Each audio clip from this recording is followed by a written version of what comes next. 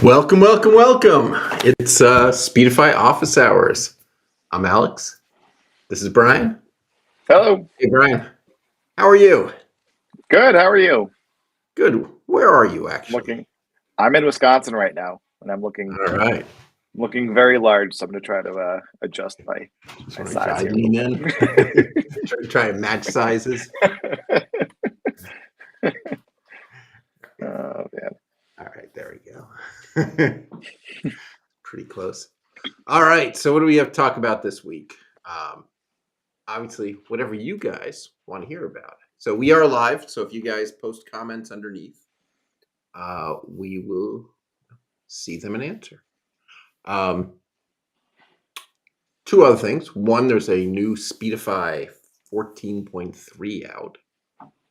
And two, there's a Black Friday sale. So, should we start with Speedify 14.3? I've actually got that giant spreadsheet. Maybe I'll let you talk for a second, but also show this thing. Sure. Yeah, let's show it off. But looks like we have one question here. But yeah, let's see what you got. All right. So, this is the QA team testing Speedify 14.3 for performance. Every column is, a different build. Or we got, Windows and iOS and Android and Linux on the Raspberry Pi. And then they tested it without Speedify, upload and download speeds multiple times. Just gazillions of numbers, right? I mean, so this is some sense of how much we test a release. And he gave me this bar graph to show you. So labels aren't great. The pink and red bars are Speedify 14.2. It could, on average, in these scenarios we were testing, it was getting 130 down, 44 up. I mean, depends on lots of things, but it's apples to apples. Upgrade to Speedify 14.3, and that goes from 130 to 139 in So down.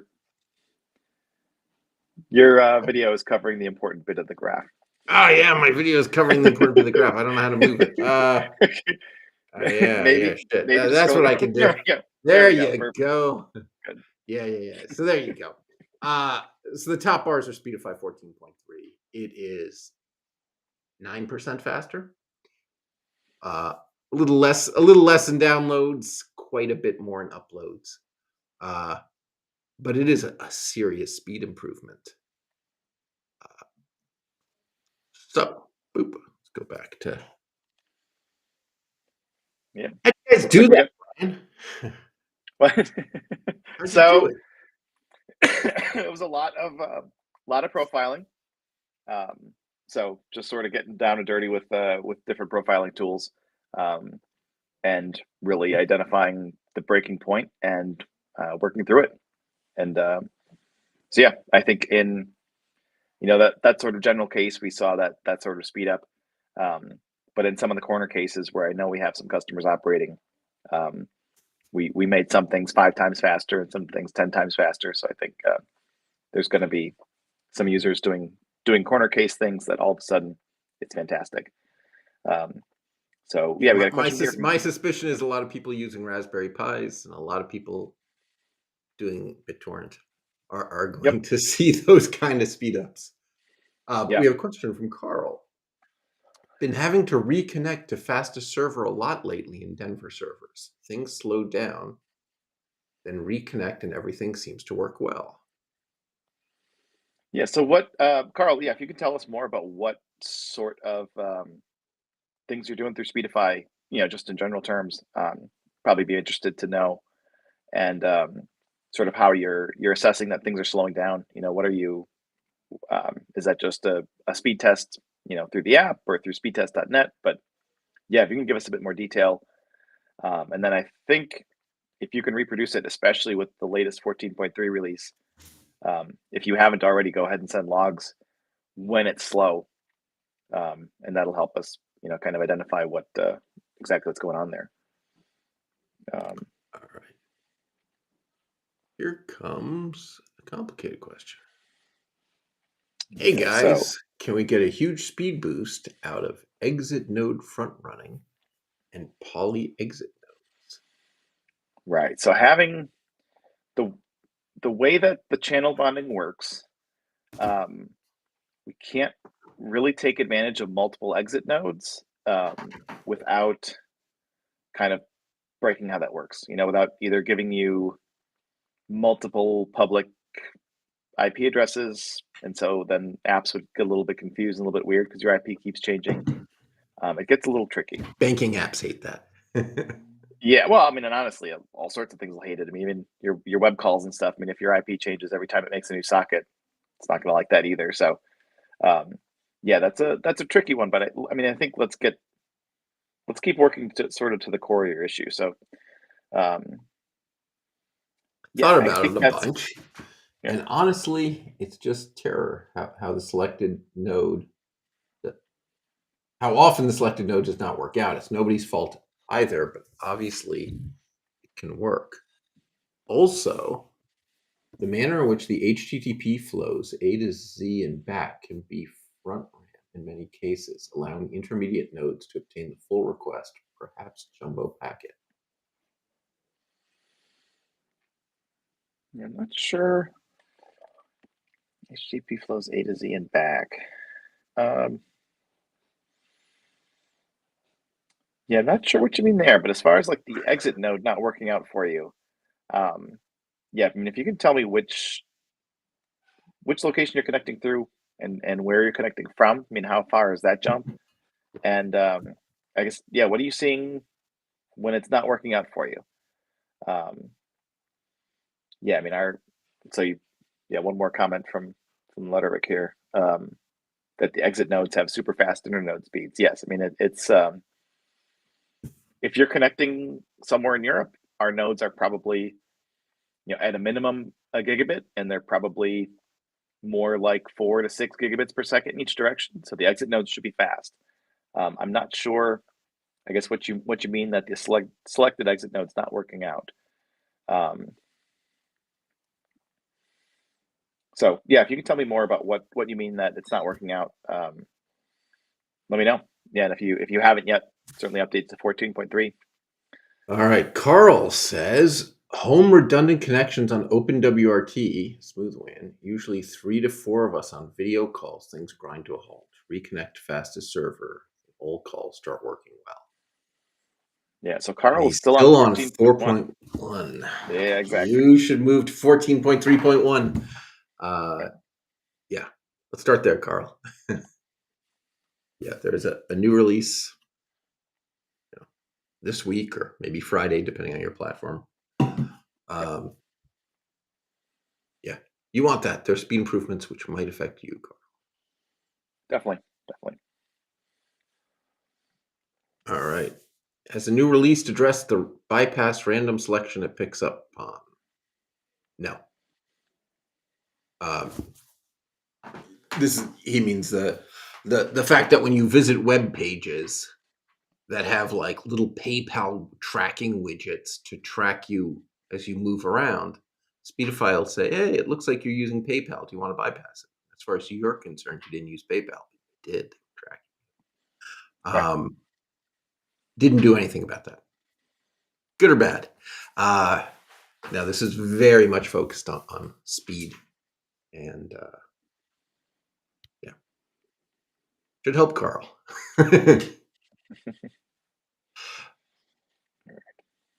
ah, Here's another one. I have Starlink and LTE. The Starlink cut out 6 seconds every minute, and I thought this was great testing. Tries Lisbon, The Netherlands. Grid, and all the good internet centers. Torrent, not torrent, also diffs. Okay. So you're seeing the Starlink cut out all the time, or just with Speedify? I guess when are you seeing it cut out? I mean, 6 seconds every minute sounds like a lot from what we've seen here in the U.S., but obviously, somewhere else you may be more sort of on the fringe of the kind of path that things are taking. So Yeah, maybe, I would also, if you're seeing it that much, is it under a tree? Is there something over right, it? You know, we see, seconds every hour it's out, and that makes us crazy because it would have wrecked our live stream. okay. Sorry, the short comments. The Starlink I wrongly put together. So Oh, okay. he Yeah, set it to you were get it just to cut out. testing. Okay. That is a good way to test it. Um, We've so done that. what? Yeah. So what are you seeing?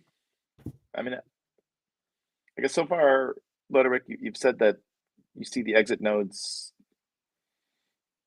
not working out, but I'm not sure what you mean. So I guess what sort of behavior are you seeing with this test setup, and what are you expecting to see? Because I think that should work pretty well. I mean, if you have that Starlink set to primary, and if you have your LTE set to secondary, if you're cutting out 6 seconds every minute, that should be enough that will keep the LTE active all the time and sort of be able to cover for that. Um, if you think we're not failing over quickly enough, you may want to set that LTE to primary as well, and just have them both set as primary if that's an option. Um, but yeah, I guess if you could tell me more about what you're seeing with that setup that you're not liking, it sounds like I would expect that to work out pretty well. All right. Black Friday sale. Let me change topics for a second. Starting today, we have our Black Friday sale. You can see it at speedify.com. Uh, it is 75% off a 2-year family plan. Um, So that is Speedify for 5 users, each of whom can use 5 devices, total of 25 possible devices. You can use it on your Windows, your Mac, your Linux, your iOS, your Android. It is super awesome. Yeah, 75% off. Yeah, that would be really expensive. It's $1.50 per user per month, right? It's a fantastic deal. You should go to speedify.com and get it if you haven't already.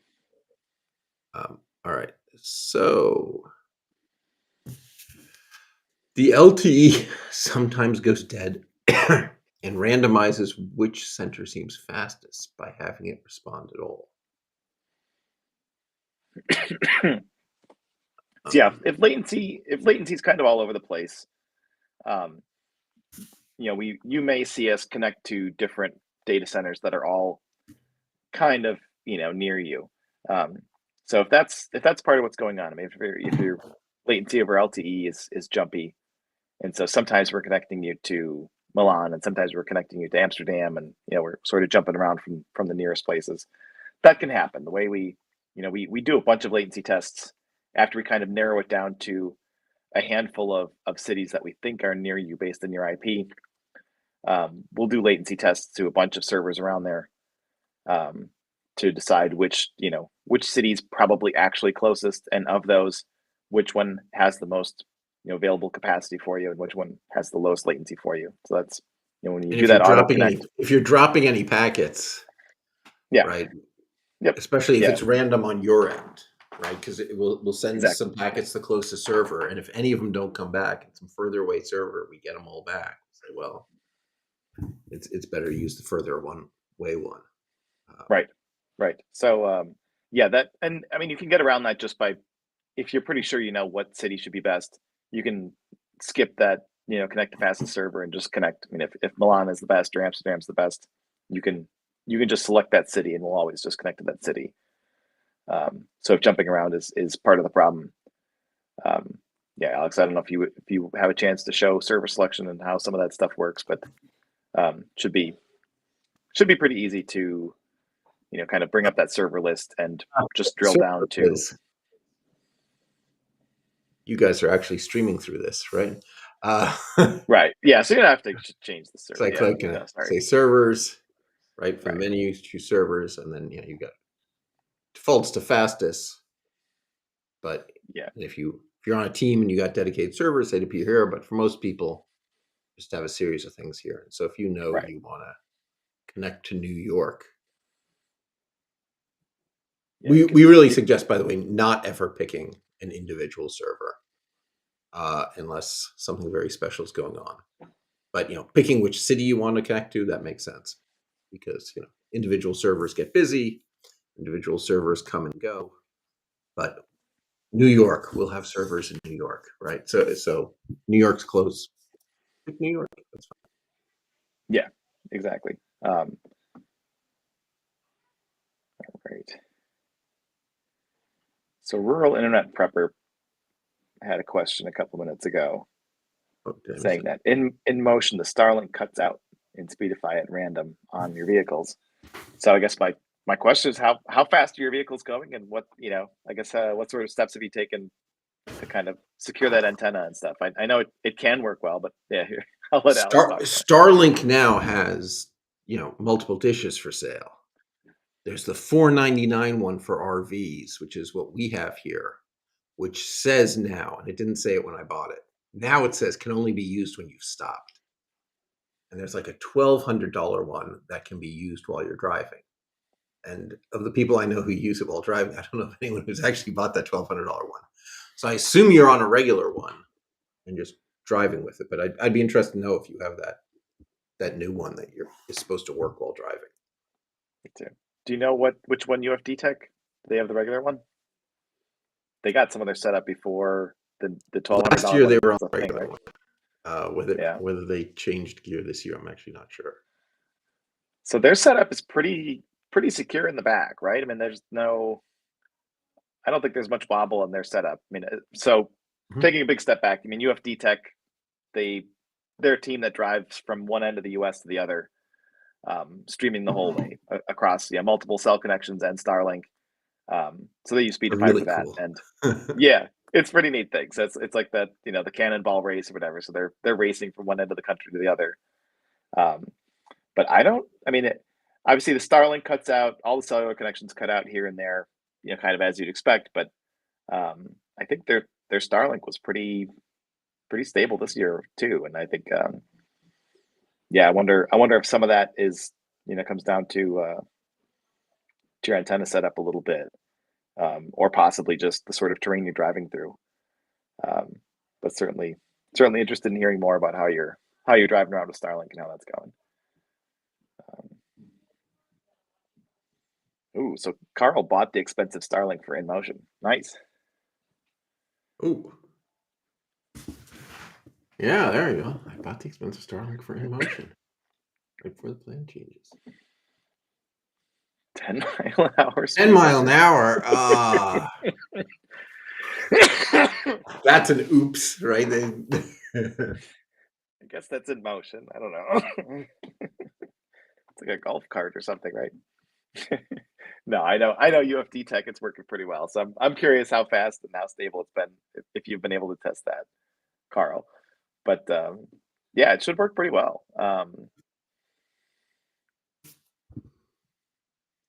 All right, losing track. Oh, here's one. I just want to thank you guys for laptop hotspot since forever. Maybe we can have a call someday soon. We can get deep on networking. Yeah. All Sounds right. good So to you're a me. Connectify hotspot user, huh? It's really exciting. All Yeah, right. yeah. You can certainly reach out to yeah. So we just posted the live at speedify.com email, and if you reach out to support and say, "Hey, I was talking to Alex and Brian on Speedify Live," we see those too. So you can just email support at speedify.com too. All Um, right. Dean says, no kill switch on Linux. Is my IP address visible if Speedify drops me? yeah, I think through what? Yeah, is that just a hmm, See if possibly? I Yeah, I'm trying to think through which platforms we all have kill switch support on. Um, yeah, that might be a gap. Um, I'll need to look. I'm not familiar. It's a little tough to track between Android, iOS, Windows, Linux. They all to implement kill switch. It's all pretty different from platform to platform. Um, but certainly possible in Linux to implement that. So yeah, if we don't support that now, we should definitely add it. All right, rural internet prepper. So picking an individual server will help Starlink packet drops. We use like 2500 dish on roof with fixed bracket, like a wedge on the roof. Yeah, so You should. Yeah, yeah, you right, shouldn't need you answer, right. Brian. Yeah, you shouldn't need to pick an individual server at all. I think part of the earlier question sounded like um, LTE latency was a bit jumpy, and so that person was ended up being connected to different cities, and I know that can be a little frustrating, especially if you know which city should be best for you. If you're in a spot where your latency is kind of all over the place, and we connect you to a server that you think is not quite as fast as another location we have, picking the city that you know is best, it's probably good. And again, that's mostly if your latency is really jumpy. If you're in a spot where you're kind of at the edge of cell range and you want to connect, um, certainly I can see scenarios where we could put you on a city that's not quite the best. If our latency tests are getting just results all over the place, because you're at that edge of cell range or something.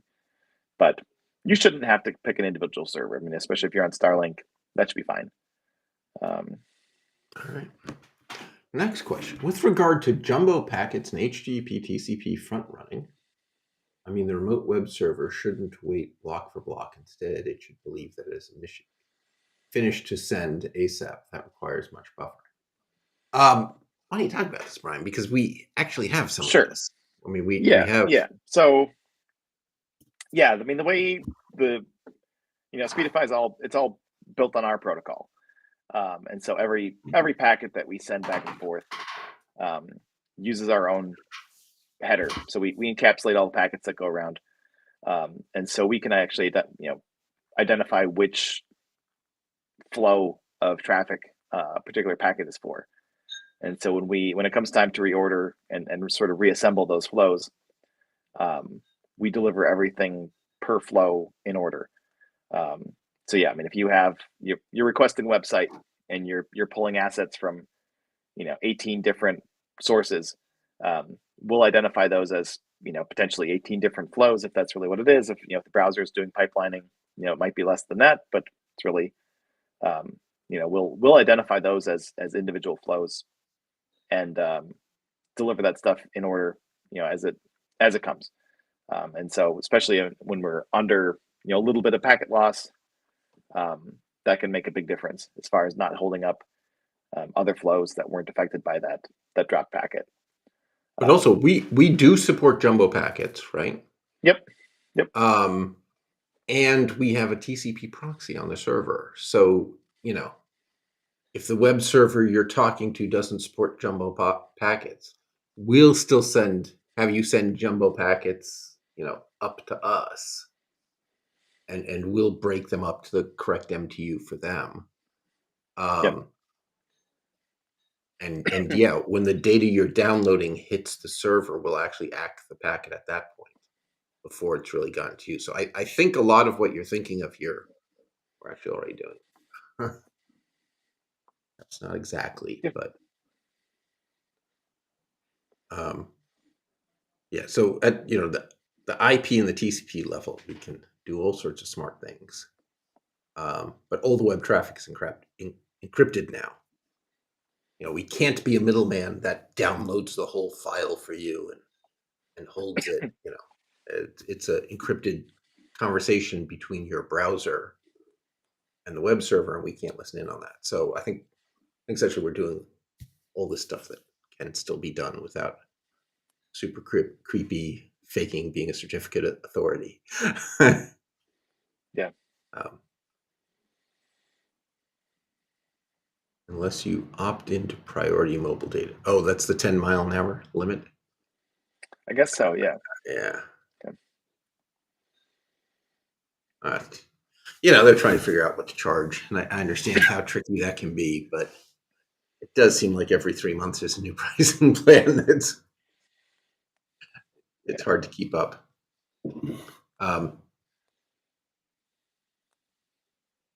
Okay. We've also noticed that setting server to fastest, the geolocation must pick up upon the LTE or Starlink ground station. Go to Speedify. How can it know the closest fast server? Yeah, Yep. and it gets to be a tricky question, right? Because if most of your traffic is going through that ground station, should it be picking the server closest to you, or should it be picking the server closest to that ground station?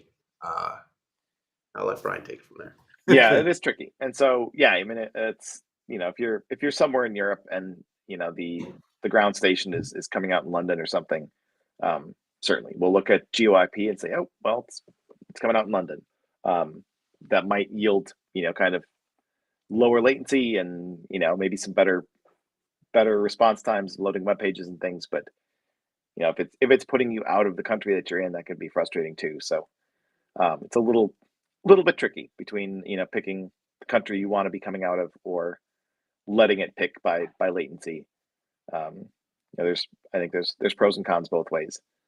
Um, so I think that's probably I think maybe I guess you'd know the experience you want. Whether every bit of latency counts and we should put you close to that ground station or try to keep you in a country you expect. Um, at least we offer the flexibility, let you pick that. Yeah. All right. So we are coming up on Thanksgiving here. So Brian and I are about to turn into pumpkins for a few days. Support will still be on. Company will still have support Thursday and Friday if you'll have problems, but most of the engineers won't be around. What else?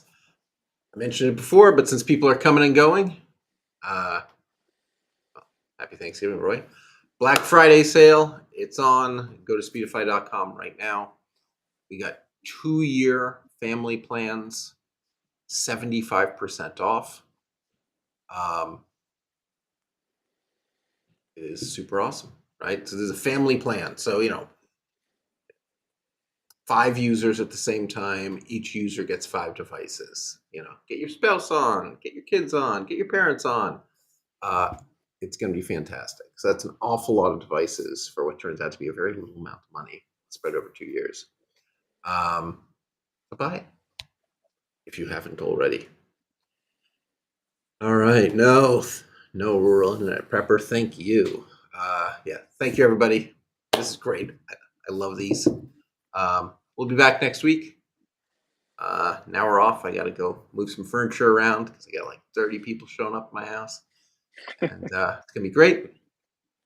And then I'm heading off to the Liz Fair show tonight, which Nice. I thought my wife would want to go to, and she says she doesn't. So I'm going to a Liz Fair show without her, and she's likely to be annoyed. Still have a ticket. She can come. She said she wants to. I got the She's tickets. I'm got to go. going. She should go. That sounds like a good one. Oh man. It's going to be a good one, right? So anyway, so that's it.